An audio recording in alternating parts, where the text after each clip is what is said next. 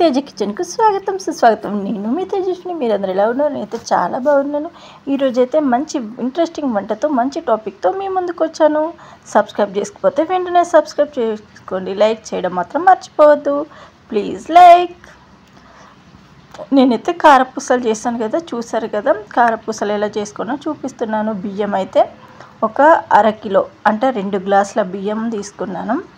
2 గ్లాసుల బియ్యంలో 2 గ్లాసుల శనగపప్పు వేసుకోవాలి. శనగపప్పు మంచిగా పొడి పొడి శనగపప్పును ఇందులో వేసుకోవాలి. 2 గ్లాసులు వేసుకోవాలి. మంచిగా సరిపోతుంది. లేదు తక్కువ అయితే ఏంటంటే కరకర కాకుండా కటకర అని వస్తాయి. అందుకోసమని ఇలా కలుపుకోవాలి. మంచిగా బియ్యాన్ని పప్పును మంచిగా కలుపుకోవాలి. మీకు ధనియాలు ఉంటే కనుక ఇందులోనే ధనియాలు పోసుకొని కలుపుకోవచ్చు.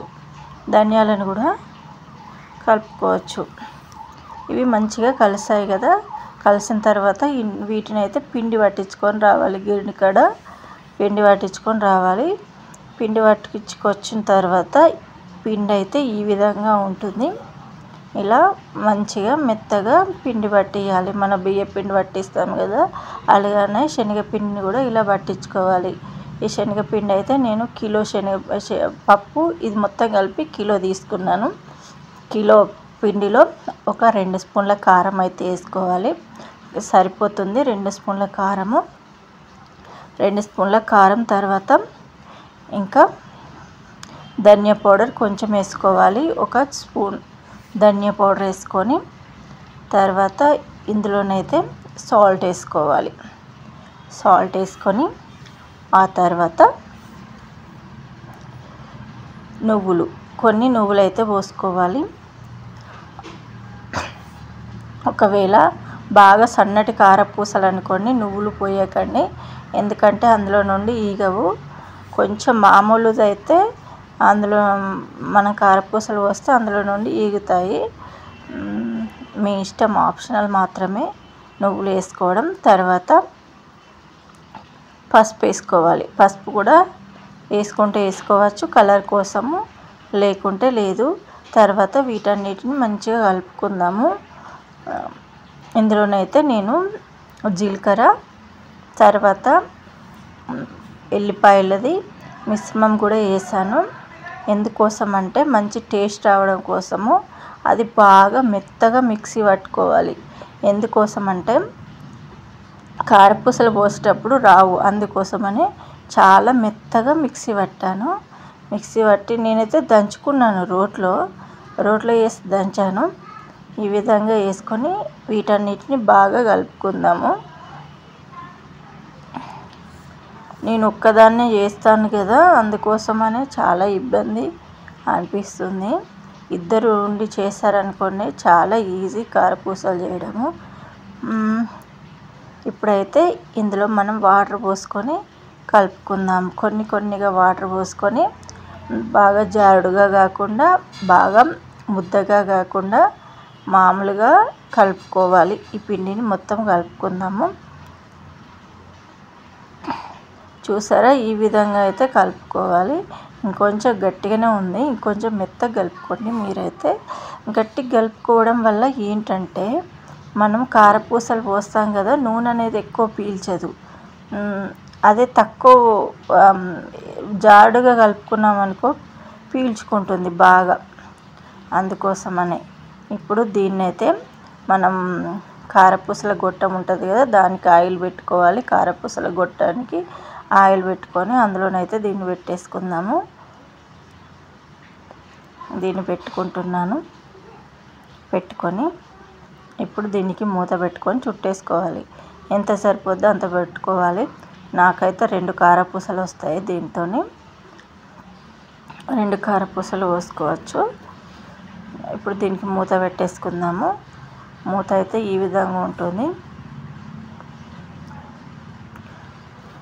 ఇప్పుడు మూతతోని ఇలా ఉంటుంది మూత. దీన్ని ఇలా పెట్టేసుకొని తిప్పేసుకుందాం. అంతే, మూత పెట్టుకోవడం అయిపోయింది.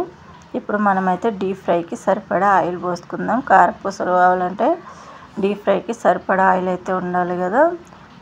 కిలో కారపూసలకు అరకిల కంటే ఎక్కువ నూనె పోసుకోవాలి. నూనె పోసుకొని మంచిగా వేడి కానివ్వాలి దాన్ని. కట్టెల పొయ్యి మీద అయితే ఇంకా బాగుంటుంది, ఎందుకంటే గ్యాస్ బాగా వస్తుంది కదా కారపూసలు చేస్తే. అందుకోసమని ఒక చిన్న ముద్ద వేసి చూసాను. చిన్న ముద్ద వేసుకుంటే మనకు నూనె కాలేదో లేదో తెలుస్తుంది. నూనె కాలకుంటే అసలు బాగుండేది కారపూసలు. అందుకోసమనే ఇలా పోసుకొని చూసుకోవాలి. నూనె అయితే బాగా కాలింది. ఇప్పుడు మన కారపూసలు అయితే వేసుకోవచ్చు. కారపూసలు పోయడం ఈజీ అనుకుంటాం కానీ ఈజీ ఏం కాదు కారపూసలు పోయడం. ఇప్పుడు మనం దీంతోనైతే ఒత్తుకున్నాము. దీంతో ఒత్తుకుంటున్నాను. ఒక చేత్తో సెల్ పట్టుకోవాలి, ఒక చేత్తో ఒత్తుకోవాలి కాబట్టి కష్టం అవుతుంది. 2 చేతులతో పట్టుకొని ఒత్తుకోండి. మీరైతే ఈ విధంగా ఒత్తుకోవాలి. చూసారా ఎలా వస్తున్నాయో? మంచిగా రౌండ్గా పోసుకొని నాదైతే డిజైన్ వచ్చింది. మీరైతే మంచిగా చేసుకోవచ్చు. ఒక సైడ్ కాలిన తర్వాత ఇంకో సైడ్ అయితే తిప్పుకున్నాను. చూసారా? అన్నీ ఈ విధంగానే చేసుకోవాలి. కారపూసలు ఒక్కొక్కటిలాగా చేసుకోవాలి. మంచిగా దూరగా కాలాలి. బాగా కాలిన బాగున్నాయి, బాగా కాలకపోయినా బాగున్నాయి. అందుకోసమనే దూరగా కాలనివ్వండి. ఇప్పుడు ఇవైతే తీసేసుకుందాం మనము కారపూసలను. నేను ఒక విషయం చెప్తాను. హౌస్ వైఫ్ అసలు ఏం పనులు ఉంటాయని అంటుంటారు. జాబ్ చేయదు, ఏం చేయదు, ఇంట్లోనే ఉంటారు అంటుంటారు. కానీ అసలు మార్నింగ్ లేచినప్పటి నుండి పడుకునే వరకు పని చేస్తూనే ఉంటుంది. అసలు ఆమెకు శాలరీ రాదు కానీ అసలు ఇంట్లో అందరినీ చూసుకోవడం అసలు ఎంత కష్టం చెప్పండి. అంత కష్టపడే వాళ్ళు అందరినీ ఇది తీసుకురా, అది తీసుకురా, ఈ పని చెప్తూనే ఉంటారు. పని చేస్తున్నారు కదా అని పని చెప్తూనే ఉంటారు ఇక వాళ్ళకి ఇంట్లో వాళ్ళందరూ. ఆమె విసుగోకుండా పని చేస్తూనే ఉంటుంది. మరి అలాంటి మన హౌస్ వైఫ్లు చాలామందే ఉన్నారు. నేనేం పని చేయట్లేదు అని బాధపడకండి, ఎందుకంటే అదే పెద్ద పని మనకి. చూసారా? ఈ విధంగా కాల్చుకోవాలి. తీసి పక్కన పెట్టేసుకున్నాను. కారపూసలు రెడ్ గాలిన తర్వాత మిగతావన్నీ కూడా ఈ విధంగానే కాల్చుకోవాలి. ఒక సైడ్ కాలిన తర్వాత ఇంకో సైడ్ కాల్చుకోవాలి.